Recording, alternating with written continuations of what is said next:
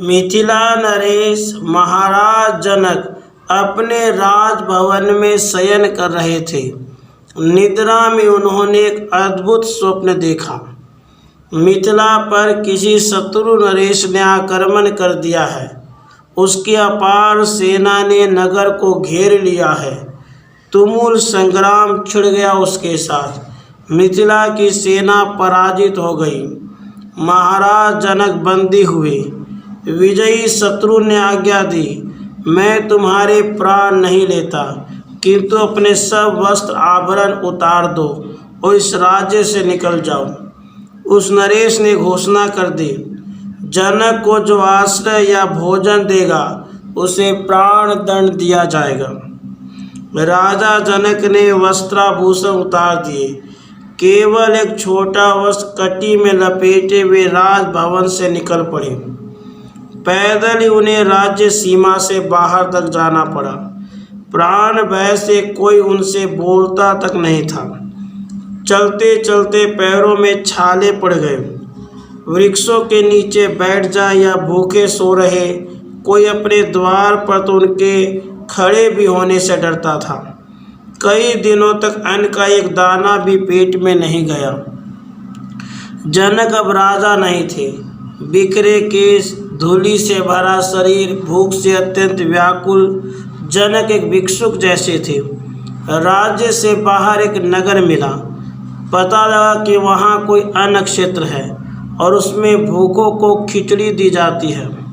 बड़ी आशाजनक वहाँ पहुँचे, किंतु खिचड़ी बढ़ चुकी थी। अब बांटने वाला द्वार बंद करने जा रहा था। भूख से चक्कर खाकर जनक बैठ गए और उनकी आंखों से आंसू बहने लगे। अन्न बांटने वाले कर्मचारी को उनकी दशा पर दया आ गई। उसने कहा, खिचड़ी तो है नहीं, किंतु बर्तन में उसकी कुछ खुरचन लगी है। तू कहे तो वह तुझे दे दूँ। उसमें जल जाने की गंध तो आ रही है। जनक को तो यही वरदान जान पड़ा। उन्होंने दोनों हाथ फैला दिए। कर्मचारी ने जली हुई खिचड़ी की खुरचन उनके हाथ पर रख दी, लेकिन इसी समय एक चील ने झपट्टा मार दिया। उसके पंजे लगने से जनक का हाथ ऐसा हिला कि सारी खुरचन कीचड़ में गिर पड़ी। मारे व्यथा के जनक चिल्ला पड़े। यहाँ तक तो स्वप्न था, किंतु निद्रा में जनक सचमुच चिल्ला पड़े थे। चिल्लाने से उनकी निद्रा तो टूटी गई। रानियां, सेवक सेविकाएं दौड़ आई उनके पास। महाराज को क्या हो गया?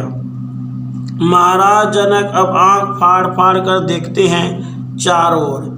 वे अपने सुसज्जित शयन क्षेत्र में स्वर्ण रत्नों के पलंग पर दुग्ध फेन सी कोमल सैया पर लेटे हैं। उन्हें भूख तो है ही नहीं। रानियां पास खड़ी हैं। सेवक सेविकाएं सेवा में प्रस्तुत हैं।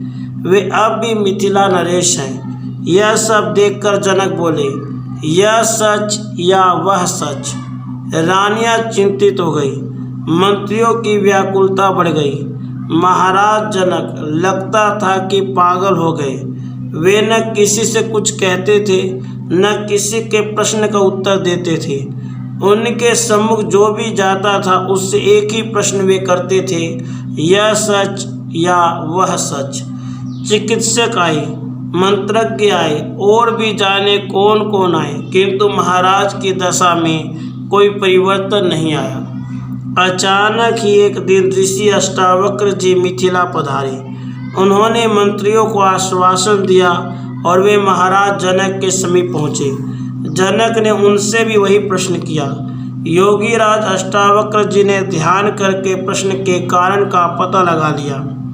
अष्टावक्र जी ने पूछा, महाराज, जब आप कटी में एक वस्त्र खंड लपेटे अन्न क्षेत्र के द्वार पर भिक्षु के वंशवेश में दोनों हाथ फैलाए खड़े थे और आपकी हथेली पर खिचड़ी की जली खुरचन रखी गई थी, उस समय यह राजभवन, आपका यह राजवेश, ये रानियां, राजमंत्री, सेवक सेविकाएं थी?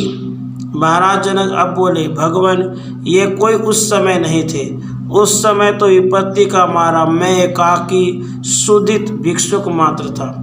अष्टावक्र जी ने फिर पूछा, और राजन, जागने पर जब आप इस राजवेश में राजभवन में पलंग पर आसीन थे, तब वह अनक्षेत्र, उसका वह कर्मचारी, वह आपका कंगाल वेश, वह जली खिचड़ी की खुरचन और वह आपकी सुधा थी।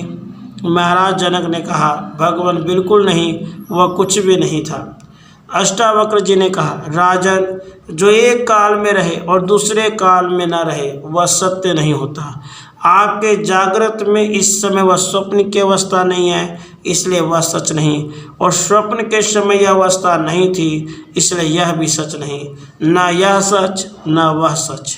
जनक जी ने पूछा, भगवान तब सच क्या है? अष्टावक्र जी ने कहा, राजन, जब आप भूखे अनक्षेत्र के द्वार पर हाथ फैलाए खड़े थे, तब वहाँ आप तो थे ना? जनक ने कहा, भगवान मैं तो वहीं था। अष्टावक्र जी ने कहा, और राजन, इस राजभवन में इस समय आप हैं ना? जनक जी ने कहा, भगवान मैं तो यहाँ हूँ।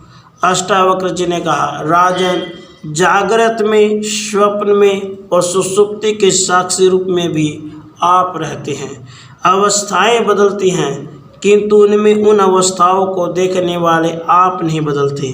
आप तो उन सब में रहते हैं, तो आप ही सच हैं, केवल आत्मा ही सत्य है। राधे कृष्ण, राधे।